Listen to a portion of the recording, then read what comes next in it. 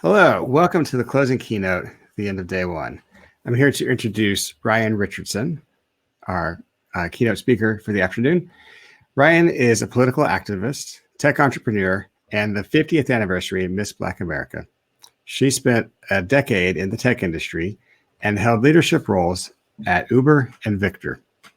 She co-founded ExecThread, a networking platform for executives, and founded Ellington Lafayette Co, a tech incubator with a focus on supporting women, people of color, and other marginalized communities. Her 2019 TED Talk examined the duality of beauty and intelligence. It's a great talk. Today, she's going to talk with us about what is yielded by technology in an innovative world. And with that, I will yield the floor to Ryann. Thank you. Thank you so much, Barrett. Thank you for the warm introduction. Hey guys, it's the end of day one. You've almost made it. I want to send again my thanks to Barrett, a thank you to the whole team working behind the scenes here at RubyCon for having me and for working to bring this virtual conference to life. And a thank you to all of our sponsors, because even in the most normal of circumstances, events like these don't go on without sponsors. So thanks to all those who made it possible. And finally, thank you to you guys who have tuned in from all around the globe for this is the 19th year of RubyCon. It's truly an honor for me to join you as your closing keynote speaker on day one. And I'm really thankful for this opportunity and for your attendance. So now, before we get started, I should acknowledge something, and that is that I am not a programmer or a developer or a software engineer. I have actually written probably fewer than 20 lines of code in my entire life, and at least half of those contain some type of syntax error. So today, I will teach you absolutely nothing about technical writing or statistically optimal API timeouts or the singleton module. In fact, I don't even know what that is and can clearly barely say it. I am, however, an activist and an entrepreneur, as Barrett mentioned in his intro, and I've spent the better portion of the last decade at companies spanning from early stage ventures to unicorn startups to the Fortune 500, introducing products and solutions intent on reshaping industries, ecosystems, and whole communities through technology. I started my career as a tech marketer before I evolved to focus on operations and strategy and executive leadership with a specialized emphasis on our industry's responsibilities and net contributions to social equity. And ages ago, back in 2019, when people could actually go places safely, I spent the year traveling the country speaking in corporate and academic settings, and at conferences just like this, having discussions on the intersection of technology, culture, and social impact. So while I do not at all purport to be able to offer much insight into how you as programmers build what you build, I do hope that this session will help to inspire some of the what and the why behind your work.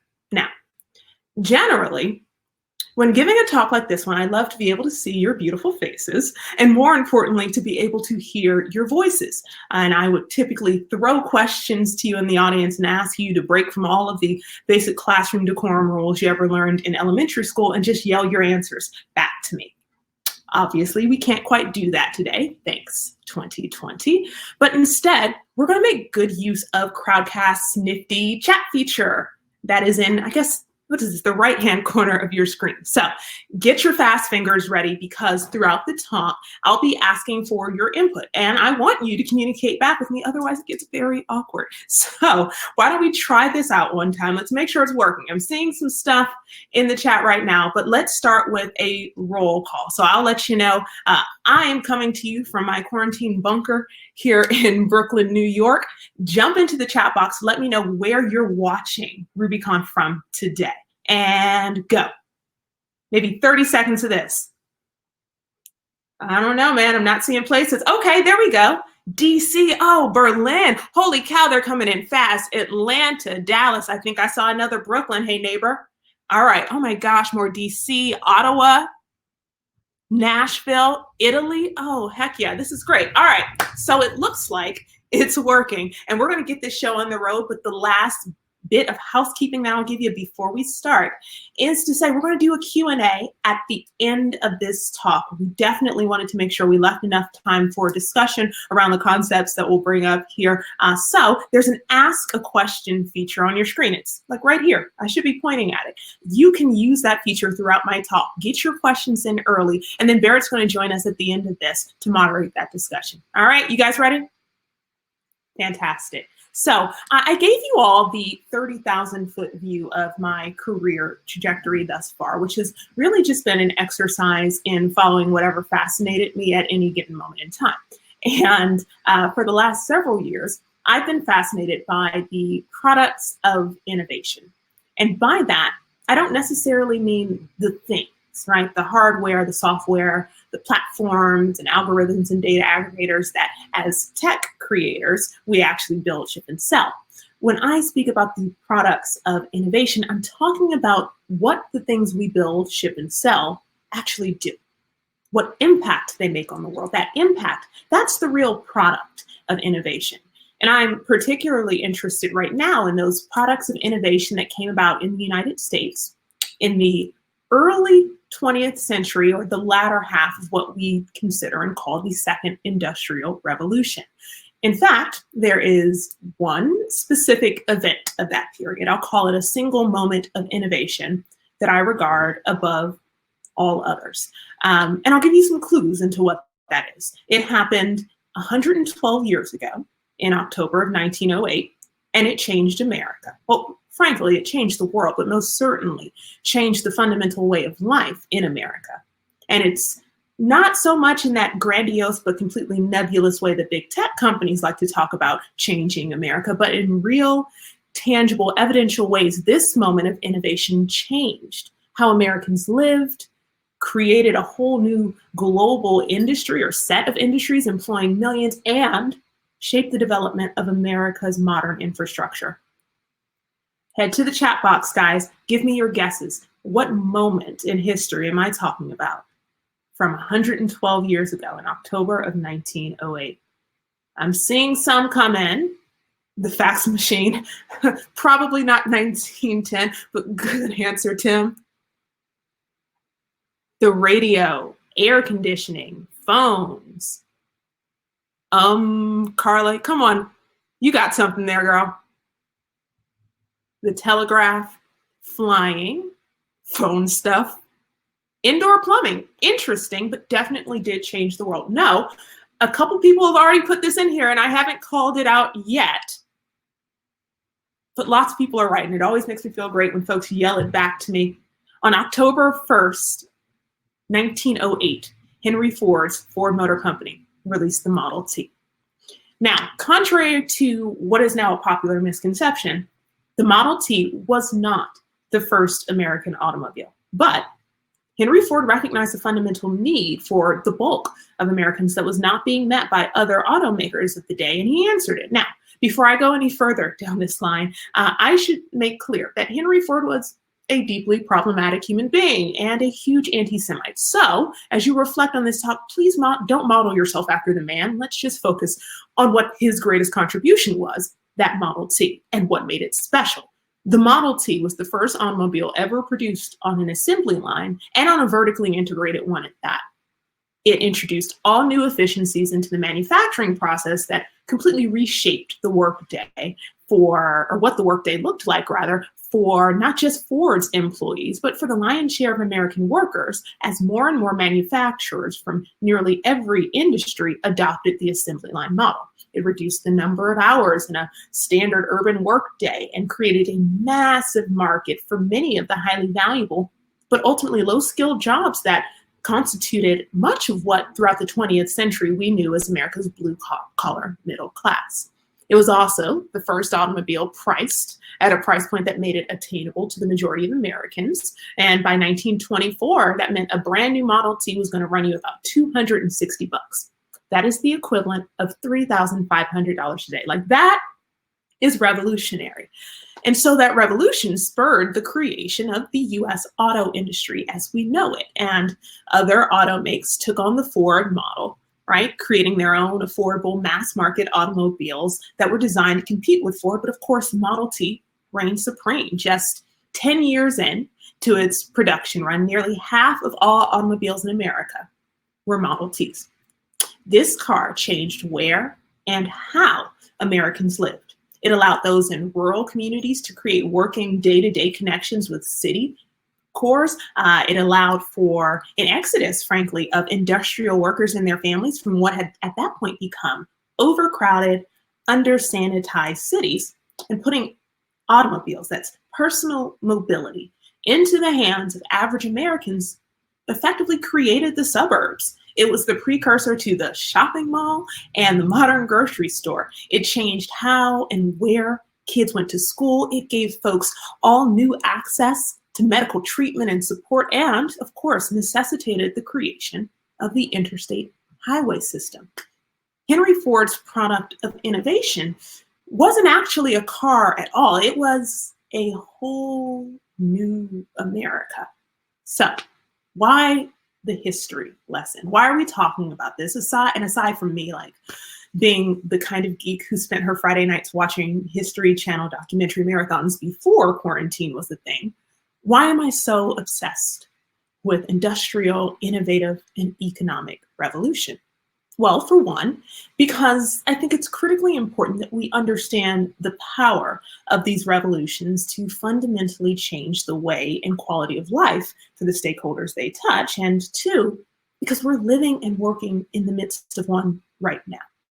While our contemporary discourse still categorizes this moment as part of the digital revolution that technically started in 1947, I'm confident that the history books will ultimately recognize the moment we have been in since about 2005, that Internet 2.0, smartphone, social networking, machine learning era as its own unique economic revolution. Today, everyone here at RubyConf, is a contributor to a tech ecosystem that is now the richest industry in the history of money.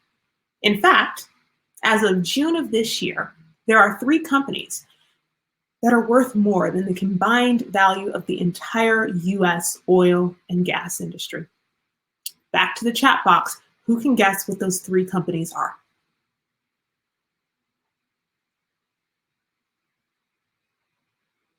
Come on, 3 companies, right? That are worth more than the entire US oil and gas industry. Yeah, oh wow, they're flying in now. Okay, I see lots of good guesses. I've seen Google several times. I see Tesla there. Okay, Alphabet, Facebook, Coca-Cola, interesting. All right, well, unsurprisingly, because you've been paying attention to this talk thus far, and context clues are a thing, you know that those 3 companies are, of course, all tech sector titans. Apple, Microsoft, and Amazon, as of June 2020, are worth more than the entire combined value of the US oil and gas industry.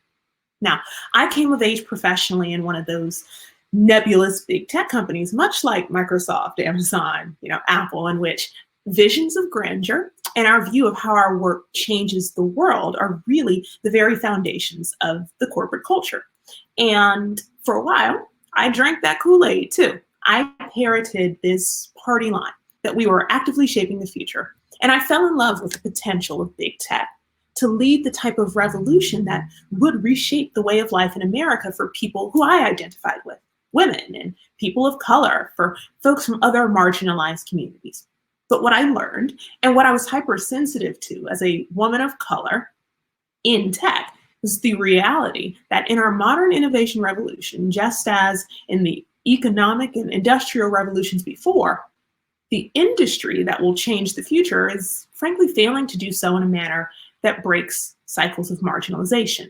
Sure, we are changing America, but I'm unconvinced that that change trickles down to impact the lives of folks whose experiences frankly aren't reflected in that of the bulk of tech employees.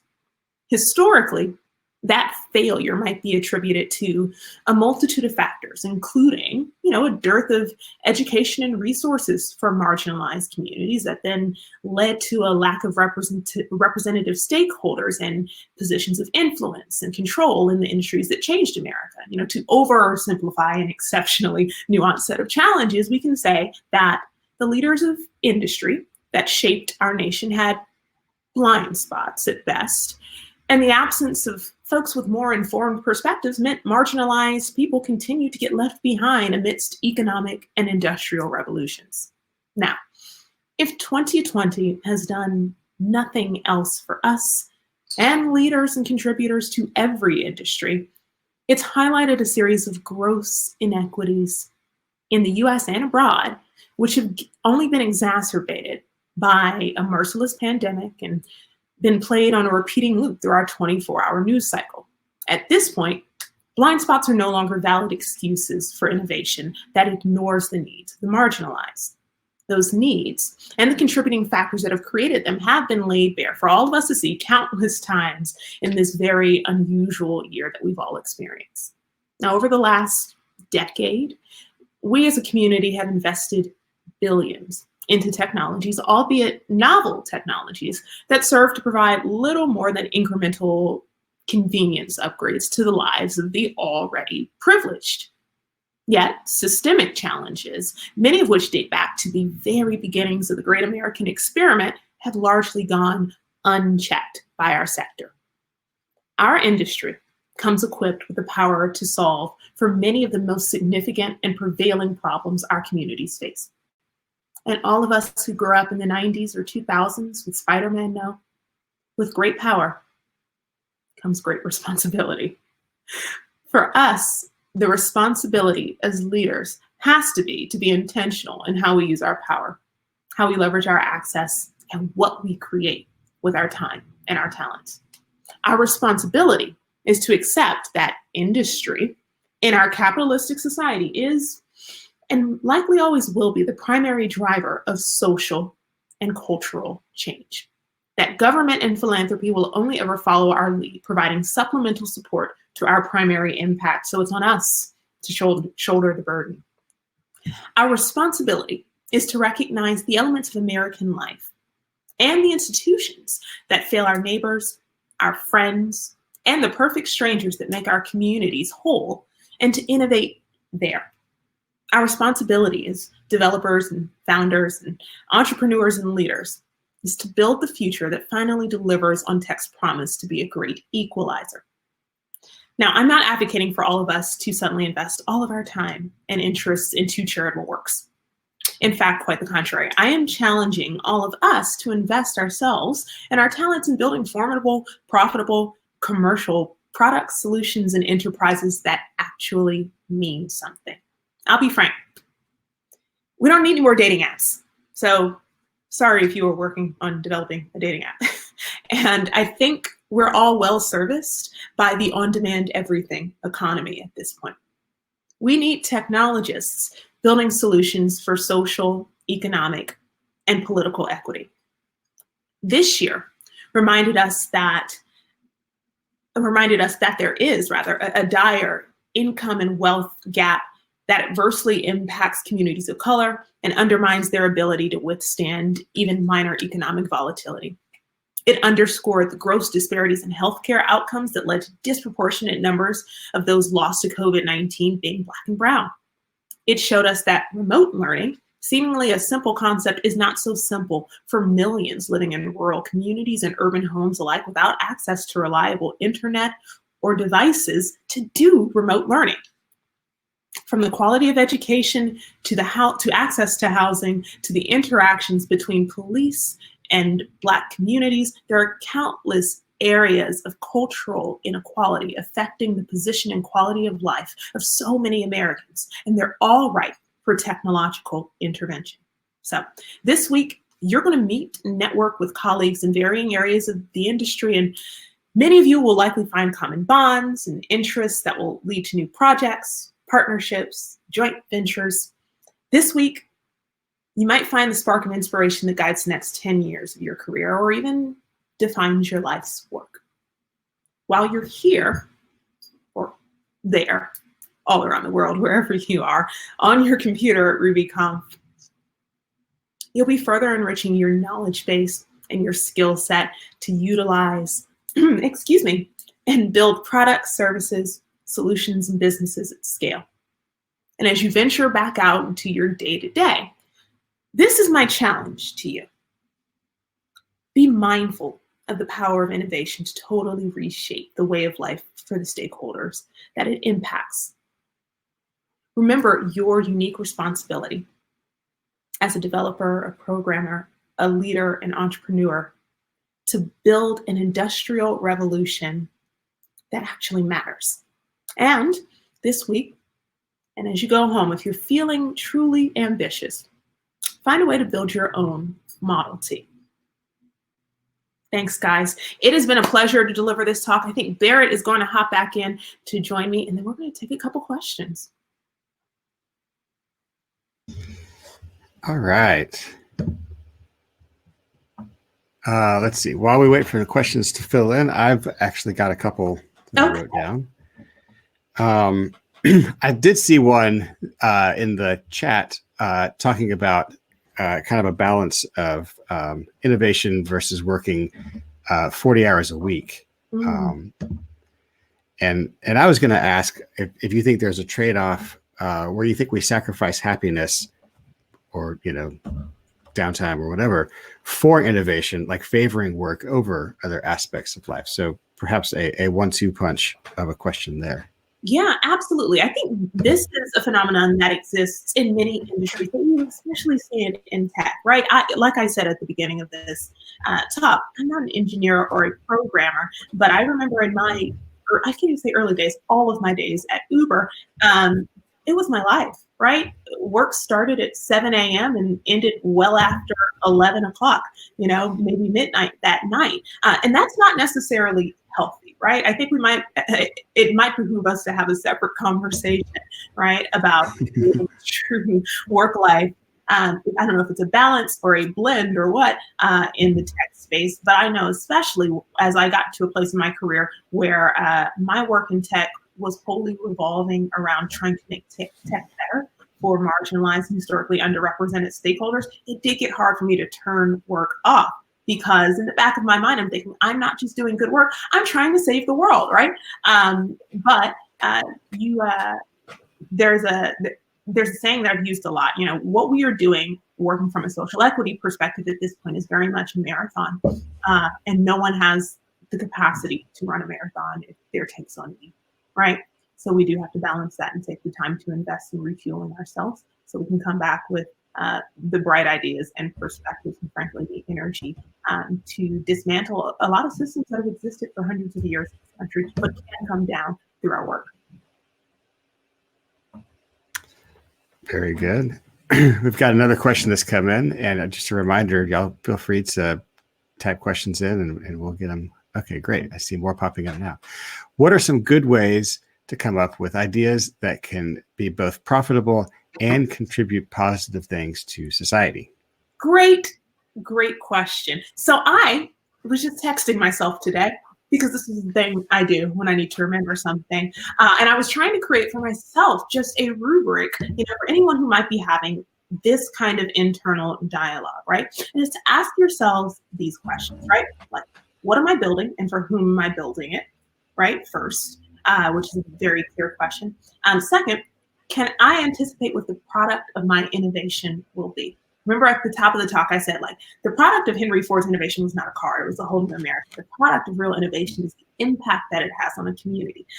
If, as we are toying and tinkering around with our ideas, we're at a complete loss as to if and how this could impact anyone's life or have a greater impact outside of just the bottom line of a company, we may want to question whether or not that's a worthwhile endeavor for us to invest ourselves in at this point. Will I change, or will it rather change or improve the lives of someone in a material way? And if not, why am I building it? And I think those are really fair questions to ask ourselves. I think they oftentimes bring us back to answering this question of why and developing kind of the mission thread for whatever your endeavor is. There's a great TED Talk, and I hate plugging other speakers, but I will, that Simon Sinek did, on finding your why. And I highly recommend, anyone who has not seen that talk yet to watch it. I think he's 2 books on the subject as well. But the why should be the foundation of everything that we do. And if you are invested in social equity, change, and responsibility, then establishing that why at the onset of whatever your project is going to be paramount. All right. How can we make sure that the efficiency gains we get from software are spread equally to everyone, but especially to those whose jobs are negatively impacted or made obsolete? Oh, that's interesting. And that was not necessarily where I thought that question was going to go at the end. I think whether we're thinking about stakeholders who perhaps or jobs made obsolete, or frankly, any technology that is going to have a disparate impact on different populations based on kind of their perspective and current lot in life, it's going to be increasingly important, and it, I should say, has always been increasingly important for us to have as many diverse stakeholders in the room and at the table at the onset of a project, right? In this talk, I mentioned leaders of industry having blind spots. We all have blind spots, right? But if we're working on teams and in organizations that are wholly homogenous, where our experiences and perspectives are likely all the same on any given technology that we're developing, we're going to find quite oftentimes that technologies that are designed for efficiency or incremental improvements in one area of life that everyone in this room can seemingly agree upon have a negative and adverse impact on those who weren't at the table at the onset. All right. It's not just that we have plenty of delivery, dating, car hire apps. Mm-hmm. It's that apps make a few people well off, but don't help the delivery drivers. Don't we need changes to how we organize the businesses and products to make the center workers? Absolutely. Absolutely. I agree. And I think that speaks to a greater policy issue that we've seen borne out, in either lawsuits or actual ballot initiatives across the country, certainly across the globe. Most people, or I imagine many people in this live stream, are very well aware of the ongoing battle that Uber and Lyft have waged for years and years with regard to the classification of their workers. It's probably the fiercest battle that they're probably facing this battle fiercest in California. And this is one area where I say, as much as industry will lead and government and philanthropy will follow, we do need government to step up on the policy front here to ensure that the workers who are effectively the backbone of all of these delivery services, these car for hire services, these, quick gig and task services are compensated in a manner that is reflective of their worth and value to the organization, but furthermore that they are protected in a way that the organizations protect all their other assets.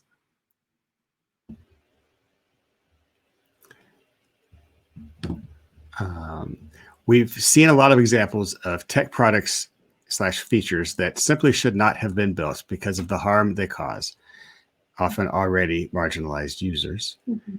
How can you create a culture amongst your friends and coworkers that prioritizes harm prevention and reduction while building tech?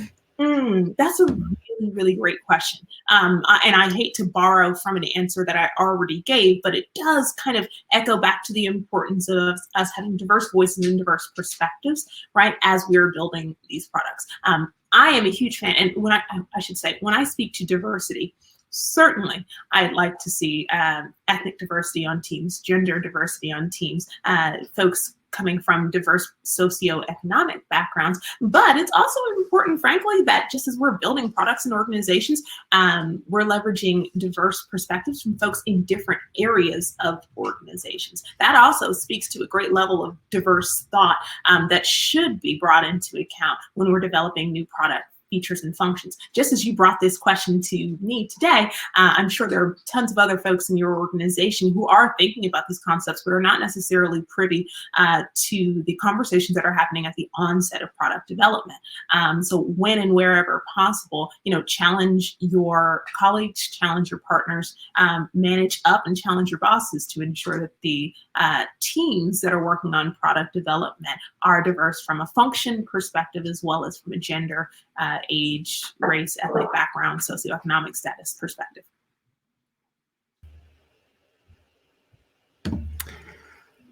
What are some companies / products that you feel are models in tech for truly making a difference in marginalized groups? Oh, that's a good question. So there are lots of organizations that are doing interesting things right now.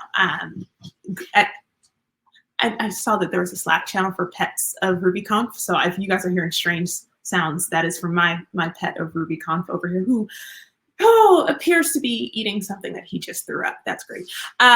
So there are a couple organizations that are doing great work. Google, through the google.org kind of platform or organization, which seeks solely to solve kind of systemic and cultural and social issues using the power and the weight behind Google is a big one.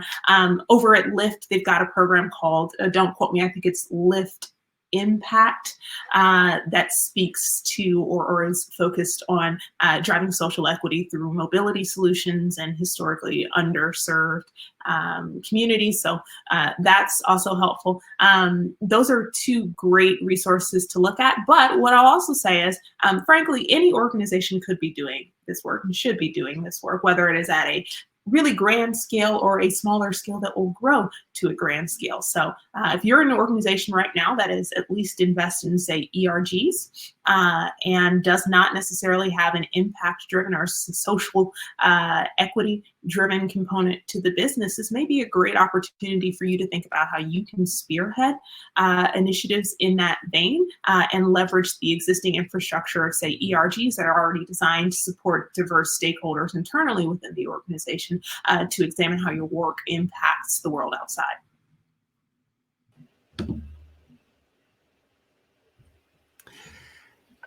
Can we talk about how it's impossible working for tech companies, big or small, to have a say in working conditions that affect our lives or what our work is used for unless people unionize? Interesting. That's an interesting concept.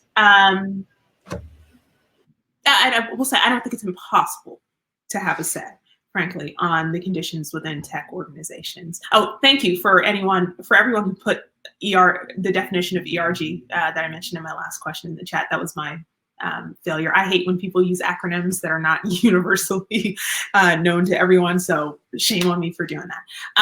I should say, I'm not sure that unions are the only mechanism that we have to influence the culture, we'll say, within organizations.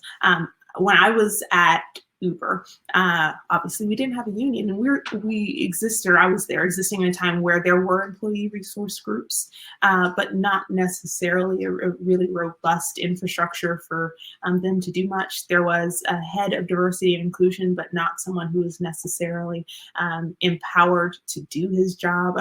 That's my pet of RubyConf right there. Not necessarily empowered to do the most with his role because he didn't necessarily have a team and he didn't have a direct line of communication to our A team, who are the ultimate decision makers. But what a handful of women, largely women of color, actually all women of color, at Uber and I did was bound together to co-found what at that point was an employee-led diversity and inclusion task force. By no means a union, but definitely a large enough and vocal enough community within the organization to demand some accountability from our A team on the failures from a cultural perspective that we were seeing throughout the organization. And that manifested in multiple meetings with our A team, with our head of HR, with at that point the CEO of the company, with other executive team members to talk about these challenges and what low-hanging fruit opportunities we had to address them. And then furthermore, And, for better or worse, this is what happened. We took on the burden of actually addressing those issues through things like programs for the entire company, for all hands presentations and trainings, roundtable discussions. These are things that were not necessarily part of our job, our core job, but we took on the ownership to get the work done. I'm not sure, I see Chris's comment, I'm not sure it's an ad hoc union, but very much was an internal activist group, so to speak. And what I found is internal activism in these organizations can work.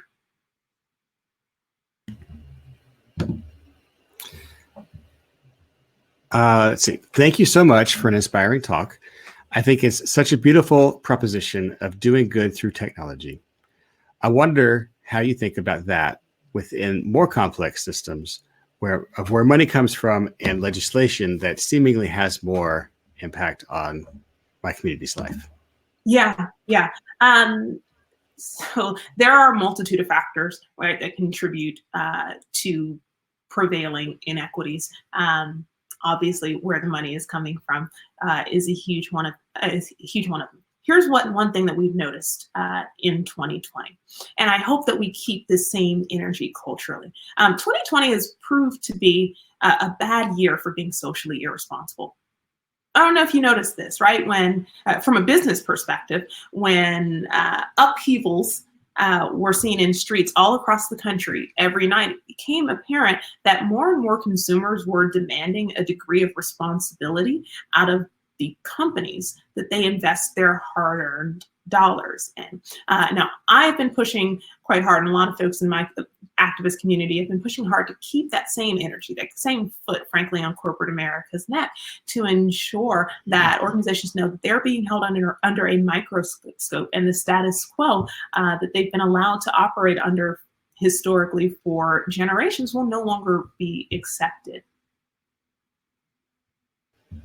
So there is a financial, I was getting back to the point and I got distracted by the chat. There is a clear financial imperative at this point for private industry, frankly, to get with the game plan.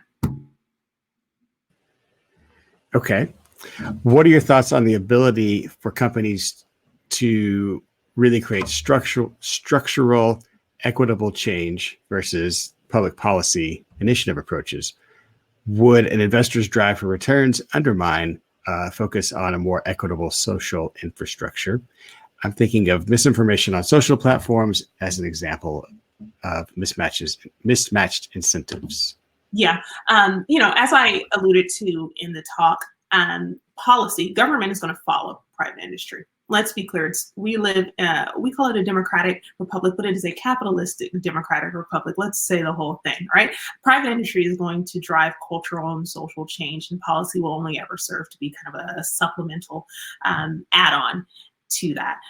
We are not going to see, for the foreseeable future, especially with the gridlock that we're experiencing from a national level on down politically, much consensus on, frankly, anything from politicians that's going to lead us to a far more equitable world. But I think companies who do have the financial imperative currently can do that. Furthermore, there should never be a point where an investor's interest is at odds with the desire to be responsible and contribute in a net positive manner to social equity, when social equity and impact are clearly communicated in a company's mission, right? If that is integral to the organization and woven into the fiber of it, then there should not be an investor or investors who are misaligned with that fundamental mission.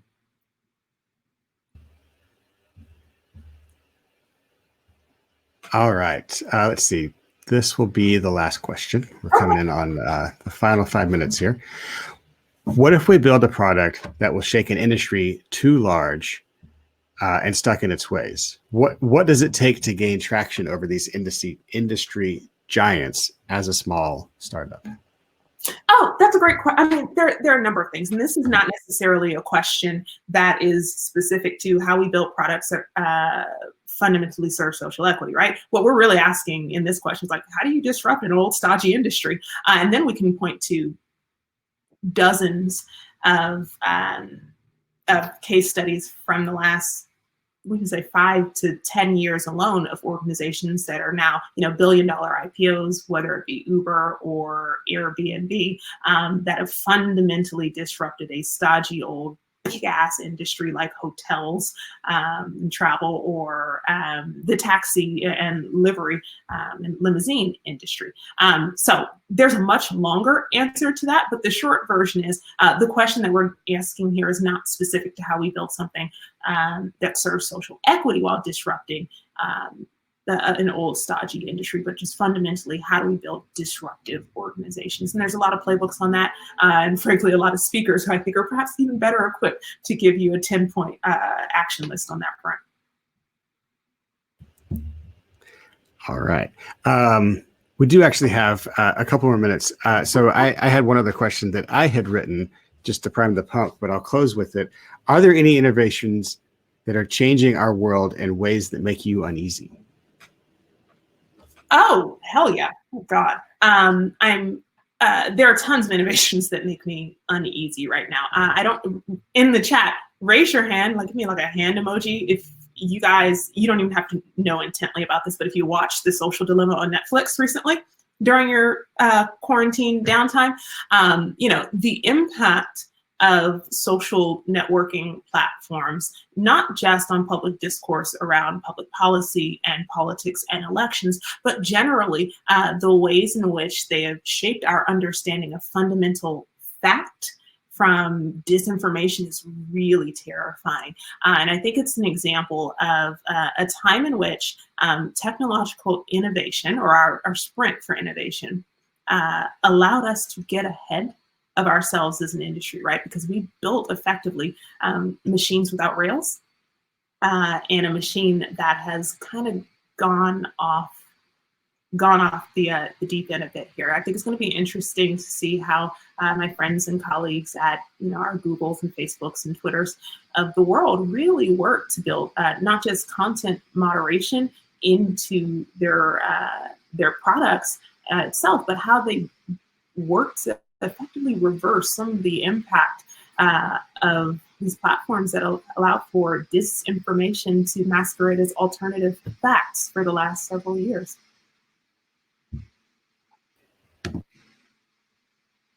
Yeah, we watched that the other night, and I watched it 4 times. I made every member of my family watch it with me. Oh my goodness! All right, well, Ryann, I appreciate you talking to us to close this day out, and I've really enjoyed getting to meet you. And I wish we were able to talk more in person, but likewise. Well, Barrett, thank you. RubyConf, thank you so much. Thanks for all the great questions. Thanks for inviting me to be here. It's truly a treat and a pleasure. I will be tuning in for the rest of the conference. Let's see if I can learn anything, masquerade as a developer. Excellent. All right, guys. Thanks. All right. Hello, everyone. We hope that you thoroughly enjoyed your first day. Thank you to all of the speakers, the sponsors, and all of you as participants. We have some closing announcements for you. All right. The workshop on Thursday has a cap for the maximum number of participants, and it has a fairly lengthy wait list. So you can still register to be on the wait list, but we'll be checking names for that one, and you should manage your expectations accordingly. If you missed a talk, you can go back to the session link, or you can select the session on the upper left-hand corner where it says schedule and watch the replay. I was doing that earlier, in fact. Remember to follow the conference on Instagram and Twitter at RubyConf, or on Facebook at RubyConf 2020, and use the hashtag RubyConf 2020. Yes, thank you, Allison. If you would like to perform a talent or tell a story tomorrow during the conference fun session, please let Barrett or I know ASAP. Tomorrow may be too late. Spots are 5 minutes long, and I know that you all have some serious talents and lots of skills. No slides are necessary for that, by the way. Okay, virtual 5K tomorrow. Something that we try to do at each one of our conferences is a unofficial 5K, and this time it's even less official.